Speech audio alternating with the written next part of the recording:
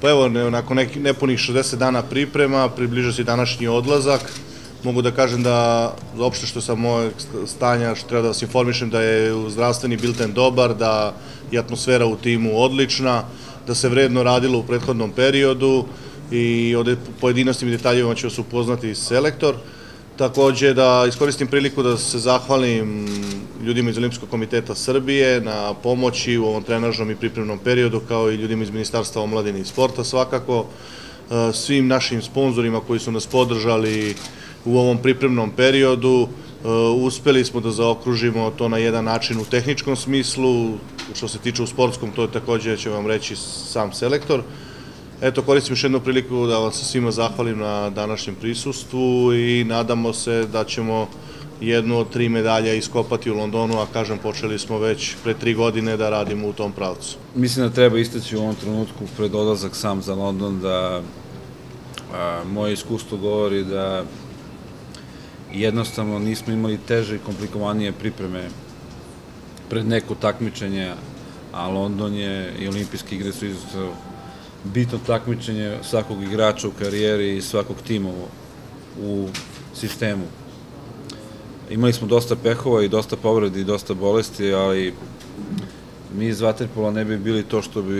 što smo uradili u prošlih, kažem, 2 decenije ili malko ne više,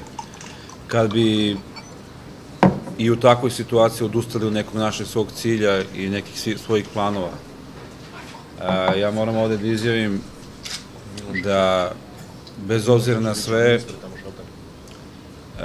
mi ne kalkulišemo, naš cilj se nije promenio ni u odnosu na prošlu godinu, u odnosu na 2 godine, ni po povratku iz Pekinga kad smo rekli da je naša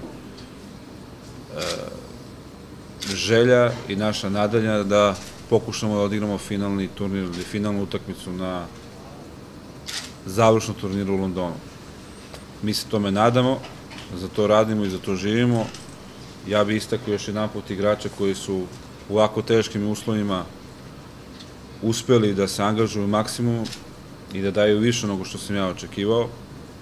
Samo mi znamo šta smo prošli ovo leto i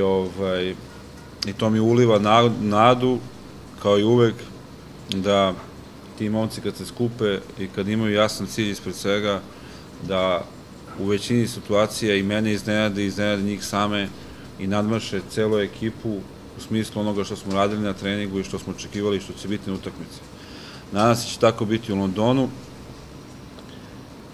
Nema ekipnu fotografiju ćemo napraviti kada nam dođe tim, a sada ćemo sačekati